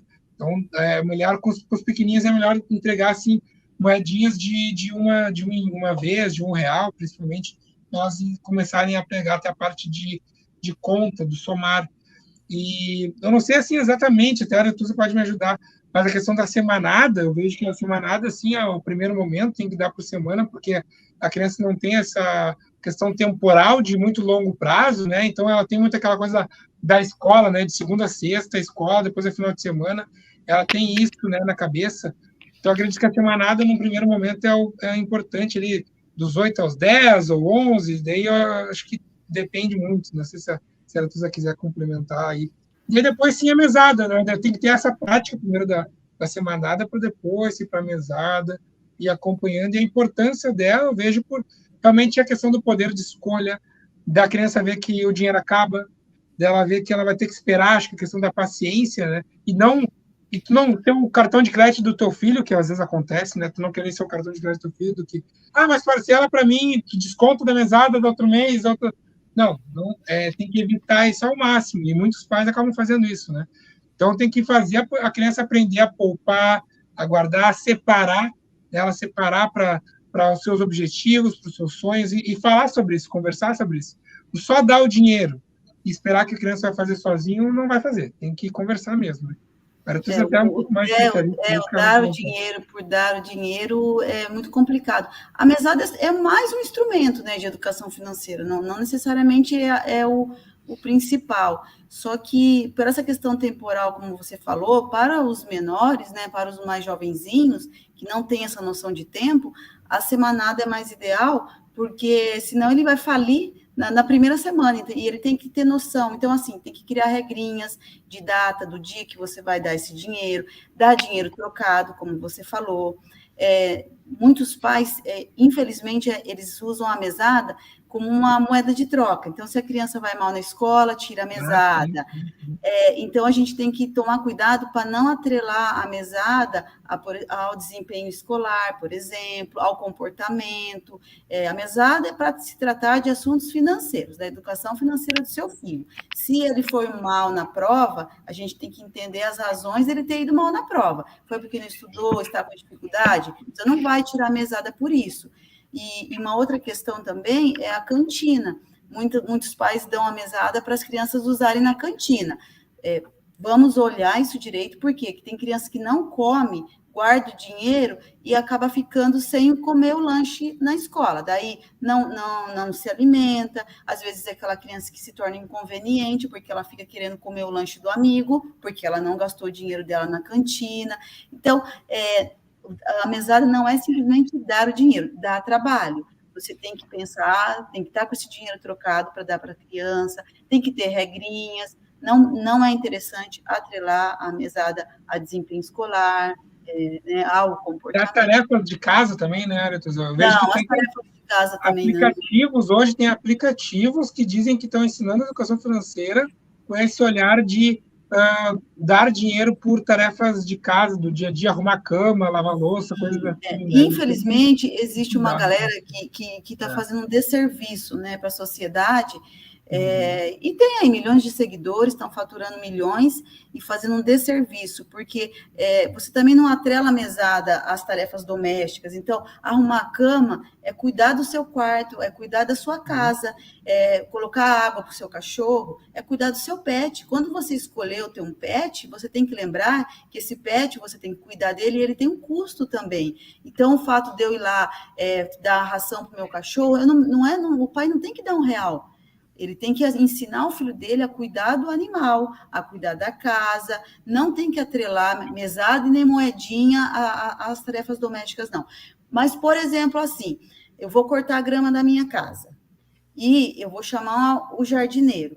Mas eu tenho uma maquininha para cortar a grama, então eu vou lá, corto a grama e falo para o meu filho assim, rastela aqui, tira esse matinho, que eu ia pagar o jardineiro, mas ao invés de eu pagar o jardineiro, eu vou te dar X reais, não o dinheiro do jardineiro, mas, por exemplo, você dá um dinheiro, é diferente, tem outra conotação. Eu pagaria por um serviço, mas eu não vou pagar e vou fazer junto com você, mas em troca eu vou te dar um dinheiro. Vamos lavar o carro juntos. E ao invés de eu levar para um lava rápido, você me ajuda a lavar o carro, que eu posso te dar um dinheirinho. É outra conotação. Agora, arrumar a cama, cuidar do animal, colocar o prato que ele acabou de comer numa pia, né, para lavar depois. Isso não é mais que obrigação da criança, e a criança tem que saber, e ela tem que aprender isso. Tem que ensinar para os filhos isso.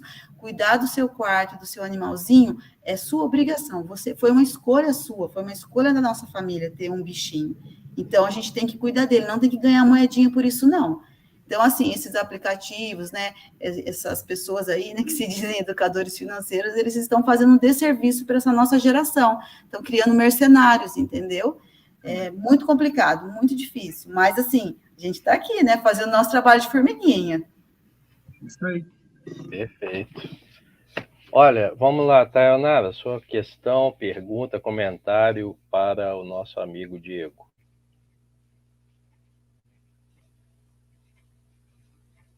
Tá aí, Taionara? Essa consciência do supermercado é muito importante, igualzinho. Tô saindo no áudio? Sim. A coisa da consciência do supermercado é muito importante. A mãe sempre me levou no supermercado e mostrou, olha, essa marca é boa e tem o preço acessível. Então, essa consciência de levar a criança realmente é muito boa, porque quando eu não tinha minha mãe para me auxiliar, porque às vezes ela não tinha como estar ali, e eu na fase da adolescência às vezes tinha que ir ao supermercado comprar as coisas, eu tinha noção do plano, eu tinha noção do que eu estava fazendo, e eu não ia comprar uma coisa só pela marca que ela tinha ali, e sim a qualidade. Então, assim, eu acabei levando a vida. Então, eu acho muito importante isso. Uma questão também que eu acho interessante é um filho e essa criança querendo ver os coleguinhas tendo celulares caríssimos, que às vezes se você for comprar de outra marca, vai ter o mesmo e aquela marca mais cara, e às vezes uma roupa, um sapato, e acaba que a criança, mas eu quero aquela marca. Como mostrar e conscientizar essas crianças também de que esse celular é bom o suficiente quanto o outro, e você não precisa de estar inserido, porque querendo ou não, a classe às vezes é excluída daquele meio por não ter aquele determinado celular. A gente vê muito isso também principalmente nessa fase de adolescência. E como lidar com a internet e as crianças, porque querendo ou não, as crianças estão usando a internet e a internet transfere tudo para elas ficarem ali querendo e pedindo para o pai e para a mãe estar comprando essas coisas. Hoje a gente tem essa questão das telas, que realmente é muito complicado de lidar, e às vezes é a questão da fuga também. Os pais acabam colocando as telas para os filhos, né, por não ter outra opção muitas vezes, ou às vezes por conforto. Daí, como eu disse, eu vou reforçar, não tenho filho, mas eu vejo, né, que acaba tendo essas situações, mas tem que ter o equilíbrio, tem que ter um meio termo também, e tem que ter esse olhar nessa questão dos jovens, né, do pertencimento. Isso todas as gerações teve, né? Isso não é de agora, na verdade, né? Hoje é o celular, mas antigamente era um tênis diferente que tu tinha, era um tazo que tu jogava, era a figurinha que tu jogava, né? Sempre teve alguma questão. Então é a questão das tribos, inclusive, né? Então tem a tribo de quem escuta música A, escuta música B, e vai ter a tribo do iPhone, vai ter a tribo do Android, vai ter a tribo dos TikTokers, então isso vai ter, né? Isso é difícil de mudar porque nós somos seres sociais, e vai muito da personalidade da criança, e essa personalidade, sim, pode vir de dentro de casa, no sentido do diálogo dela, se autoconhecer, que daí a gente fala do autoconhecimento, e muita gente que está assistindo reforçou da importância de demonstrar, de mostrar a importância do autoconhecimento. E quais são os valores para ti? O que realmente é importante para ti, né, nessa questão do telefone? Para que tu quer esse telefone? Né? Até aconteceu comigo com o meu enteado esses dias. Ele também, eu falei que o meu desafio é ele. Se eu conseguir doutrinar ele a ser um consumidor realista, né, um consumidor responsável, posso me aposentar já, porque o bichinho é consumista. E ele queria um iPhone de tudo que é jeito, queria um iPhone, e eu fui, né, dialogar, conversar e tentar entender o motivo do tal do iPhone. E fui puxando por um lado, por outro, e fui perguntando, Mas, cara, qual que é a vantagem? Por que tu quer realmente? É pela câmera? É pelo sistema operacional? Ou é pelo status? Ou é pela... Daí foi falando, ele disse, não, é pelo status. Então, ele teve a consciência, com 13 anos na época, que era por status. E ok, não tem problema algum, desde que se tenha a consciência de que é por esse motivo, né? Então, muitas vezes, eu, por exemplo, quando eu trocar de celular, eu posso vir a pensar no iPhone, mas muito pela questão de estar fazendo conteúdo em rede social, porque a câmera é melhor, porque se adapta melhor a alguns sistemas de trabalho. Então, vai ter uma finalidade. Então, a gente tem que entender qual é a finalidade de cada compra, de cada situação, né? E, claro, é muito difícil de tu mostrar isso para a criança, porque, ou para o jovem, principalmente, porque ele está ali na flor da idade, na puberdade, e está vendo na internet, né? Eu digo que é a geração TikTok, porque é 3 segundos, eles estão ali e só gira o dedo, e não nada mais prende atenção. Tu para conversar, ele já te olha atravessado, já diz, que já vem com mais um sermão já. Então é bem complicado, né? Mas é nosso trabalho, tem que tentar, tem que, né, mostrar conteúdos legais. Hoje a gente tem um monte de jovens, né, Aretus? Tem um monte de. O Marco, não sei se vocês já viram, tem um monte de jovens, jovenzinhos de 12, 13, 14 anos, até fazendo conteúdo de finanças, de educação financeira. Acho tão legal, né? Mostrar esse lado também, não só mostrar, né, esses outros influencers aí que só ostentam e mostram um carrão, mostram casa e mostram. E eles só ganham likes e dinheiro com isso, mostrando o que eles têm, ou que eles, né, nem sei se têm, mas ou que eles aparentam ter, né? Então, assim, mostrar também esse outro lado, mostrar lá esses meninos aí, meninas também, que têm conteúdo de educação financeira. É tão legal, acho tão interessante, né? Perfeito, maravilha. Bom, vamos encaminhando, meu povo, para o final. Quero agradecer ao Diego Ângelos. Tinha o pessoal da sua família aqui no chat, aqui. Pelo sobrenome eu reconheci. Depois você espalha o link aí para eles assistirem e guardarem aí de lembrança aí dos seus ensinamentos. Acho que foi muito importante. Você falou muito fácil, né? Você tem muita experiência, você está desenvolvendo muito bem a educação financeira. Acho que para todos que vão assistir ou reassistir, rever, assistir partes, vai ser muito importante cada tema que você tratou e, obviamente, também as contribuições aqui dos nossos colegas do Nefibra e o pessoal que vai assistir depois e que assiste ali ao vivo e fica contribuindo no chat. Quero agradecer, Diego, sua disponibilidade nessa semana cheia de compromissos, né? Todos estão aí envolvidos com alguma atividade, alguma ação de educação financeira e online está sendo bem mais fácil, né, da gente compartilhar nossas ideias. Está chegando a públicos que a gente não teria condição de chegar se fosse presencial. E quero que você deixe sua mensagem aí, algum ensinamento, dica para quem está querendo colocar em prática o que você falou e que você já está fazendo com certeza e vai poder exercitar bastante quando tiver com a Carla lá, né? Casado, o casamento é importante, né? Ou relacionamento estável, como queira chamar, né? Estar com outra pessoa no mesmo teto é importante. Eu sempre dou a única recomendação para o relacionamento ser bastante feliz. As pessoas perguntam, é dinheiro que tem que ter? Isso ajuda, né? Diálogo, sem dúvida, mas tem que ter um gato, que é o que eu prefiro, ou um cachorro. Tem que ter o pet, inclusive para você planejar, porque um pet você tem que colocar na planilha, porque tem muitos custos, né, para a gente dar qualidade de vida e longevidade para os nossos felinos ou aqueles que gostam, né, dos cães ou qualquer outro bichinho aí.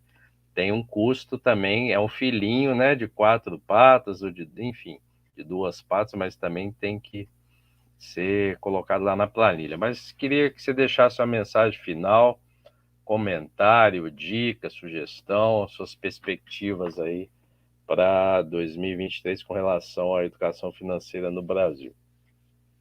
Bom, então, novamente, né, agradecer o convite, realmente foi muito legal estar aqui com vocês, foi uma responsabilidade, inclusive, né, responsabilidade tanto, né, estar dividindo com vocês e tentar levar esse conhecimento para o máximo de pessoas possíveis aí, né? Então, de mensagem final, principalmente, né, nosso assunto de família, é o diálogo, né? A gente precisa realmente ter conversa, de conversar, buscar conhecimento, ver o quão importante é essa parte financeira dentro desse núcleo, desse contexto familiar, e ter momentos de diálogo, conversar sobre dinheiro de uma forma leve, de uma forma tranquila, de uma forma lúdica, como qualquer outro assunto, e não só com cobrança. Eu acredito que seria basicamente isso, né? E tem que ter, buscar esse conhecimento e agir, tem que ter atitude, né? Porque não adianta ficar aqui 1h30 ouvindo a gente falar e sair daqui, desligar e não fazer nada, né? A gente precisa realmente agir, colocar em prática todo esse conhecimento que vocês tiveram hoje, em outros eventos aí que foram feitos aqui. E tem tanto conteúdo legal, né, Marco, pessoal, que tem muita coisa boa. Essa semana ENEF, então, Semana Nacional de Educação Financeira, 10ª edição, com muita coisa, muito evento, né? Hoje eu estou na 3ª live, vou ter mais 2 ainda essa semana. Então, eu vejo que a gente precisa buscar conhecimento e levar, né, nós que estamos aí na área da pesquisa, e vejo com bons olhos, e esses movimentos que a gente está fazendo, né, fiquei bem feliz, né, de ver quantas pessoas aí estão envolvidas aí nos projetos, né? A gente conversava antes, eu e o Marco, tem tanta coisa legal acontecendo, pesquisa, muita coisa em relação à educação financeira, então a gente vê boas perspectivas aí para médio e longo prazo. Eu digo que é um legado que a gente está deixando, né? Daqui a alguns tempos nós não estaremos mais aqui, mas vai ter lá os artigos, né, do Kisterman, né, como eu te encontrei através de um trabalho, estava lá teu sobrenome, a Aretusa, quando eu comecei a procurar educação financeira, eu encontrei os trabalhos dela, como eu encontrei também da Drana Pregardia, que é aqui do Rio Grande do Sul, que tem muito conteúdo de educação financeira também, né? Então, assim, é um legado, né? Espero que tenha muita gente busque o Ângelos depois, no futuro, né? Quem sabe. E aí eu digo, e a minha frase final é que a educação financeira, ela possibilita poder de escolhas e liberdade, né? Essa é a palavra final, a minha frase final, e é isso que eu acredito, e independente da classe social, da raça, né? A gente precisa levar esse conhecimento para as pessoas, né? Sim, a gente precisa também a parte social, né? Que nem a gente teve uma discussão no passado de que não adianta dar educação financeira se as pessoas não têm dinheiro, mas eu acredito que tem que sim dar essa parte, esse apoio social, mas também tem que levar a educação financeira para todos, né? Então, novamente agradeço, Alexandre, Tayané, Nara, Aretuza e Marcos pelo bate-papo, e estou sempre à disposição, né, para quando precisar, né? É uma honra. Com certeza. Seu boa noite, Aretuza, Alexandre, Tayanara, e com certeza em breve você volta para outro papo reto aí com outros temas, tá ok, Diego? Eu falei, me manda um tema, você mandou vários, todos excelentes, e esse da família é o que acho que nesse mês tão especial das mães, a gente precisava refletir sobre isso, você trouxe muito bem. Nossos boa noite, então, Aretuza, Alexandre e Tayanara, e já deixo aqui o meu abraço a esse gaúcho aí de São Leopoldo e a todos que estão lá nesse estado maravilhoso do Rio Grande do Sul. Boa noite a todos que ficaram assistindo, aos que vão assistir, né, na gravação, os que irão assistir. Obrigada, Diego, por todas as colocações. E eu acho que é isso que você falou, mudar a postura, não só assistir, ouvir, desligar e toca o barco como sempre, não. Tentar fazer alguma reflexão, trazer isso para a vida, alguma mudança de comportamento, alguma mudança de postura, que é isso que vai poder transformar essa vida. Se você não começar a mudar, sair da sua zona de conforto, mudar suas posturas em relação ao consumo, fazer novas escolhas, ou não fazer certas escolhas, a vida financeira não tem como mudar. Então, se está errado, tem que dar um jeito de consertar. E fazendo essas reflexões, acho que talvez já seja um caminho. A médio prazo, as mudanças elas vão aparecer nos resultados, nada muito imediato, porque não se resolve de um dia para o outro, a gente sabe disso. Eu digo que as novas gerações, né, Arthur? Novas gerações a gente vai ver. Novas gerações, mas e as gerações agora também, né? Essa galerinha aqui, né, que também está endividada, se começar a já se reprogramar, vai dar certo. Não vai ser de hoje para amanhã, mas consegue transformar muita coisa. Então é isso, usem, né, o que a gente fala aqui e coloquem em prática. Esse é o recadinho. Perfeito. Vai, Taionara. Posso Vamos falar? lá, Tayanara e Alexandre, seu boa noite, por favor. Eu queria agradecer a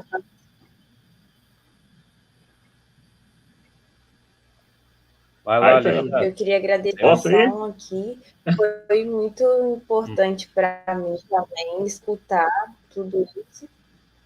E é aquela coisa, realmente, a gente tem que botar em prática. Não adianta a gente só saber o conteúdo. E conscientizar as nossas crianças a saberem para comprar até o brinquedinho que elas querem e deixar para os pais. Então, acho que a gente tem que começar educando desde pequeno para as crianças virarem os nossos adultos conscientes com o dinheiro.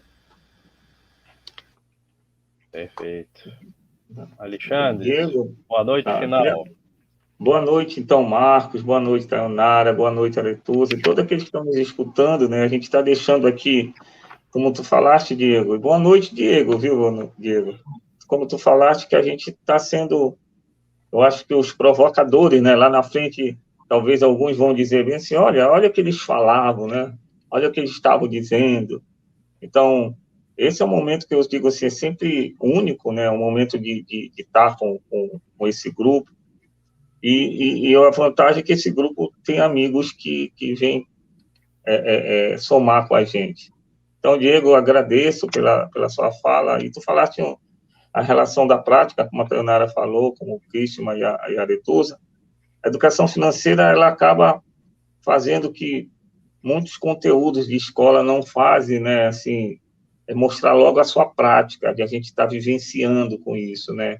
Então, essa é a grande vantagem da educação financeira, que tu tá saindo do lanche, tu já está praticando educação financeira, né? Tu está chegando na escola, tu está chegando na tua casa, tu está praticando educação financeira. E o mais interessante, né, que a gente, com esses alertas, com essas informações, esse conhecimento que a gente vai passando, as pessoas vão começando a visualizar, olha, realmente é isso que está acontecendo. Então, quando tu falas de família, isso dá um grande alento, né, para a gente, ele dá uma grande força de saber que do norte ao sul, eu estou vendo vocês todos encapadinhos aí com frio, né, e aqui está um calor danado, o ventilador está aqui do meu lado, né, então é isso que é bacana do Brasil, que o mais fantástico, né, eu até me orgulho de ser do norte, estar falando de educação financeira e agradecer, porque esses amigos que estão no sul permitem fazer isso, né, de ter algum representante de todo o Brasil, né? Então, Ademilson, por exemplo, no Nordeste, e outros colegas cariocas e tudo, tá? Então, o calor paraense aí, um abraço para ti, Diego, um abraço para vocês aí que estão no fiozinho, tá bom? Maravilha. Obrigado, Alexandre. E é isso aí, Diego. Fique com Deus, fique bem, meu querido. Sucesso aí nas empreitadas profissionais e amorosas, porque esse é o equilíbrio que a gente precisa aí. Um grande abraço para você, sua família, e até a próxima, pessoal. Mês que vem tem o Papo Reto e estaremos aí com um novo tema aí, já vou dar um spoiler aí, vai ser sobre investimentos, né? Como começar a investir mesmo tendo pouca grana, né? É possível ou não? Então aguarde aí que em junho a gente vai ter aí uma convidada para explicar para a gente como é que a gente pode começar a investir com pouca grana, né, com pouco dinheiro para isso, né, os juros compostos transformarem isso aí num colchão de segurança para a nossa vida futura e aposentadoria. É isso. Obrigado pelo apoio aí, Fernanda, que ficou no controle mais uma vez desse avião. Obrigado, Aretuza. Um beijo, Alexandre. Obrigada, Tayanara. Fiquem bem e até a próxima. Amém. Galera, vamos espalhar esse papo reto maravilhoso aí com o Diego. É isso aí. Perfeito. Beijão. Valeu, gente. Até mais, gente.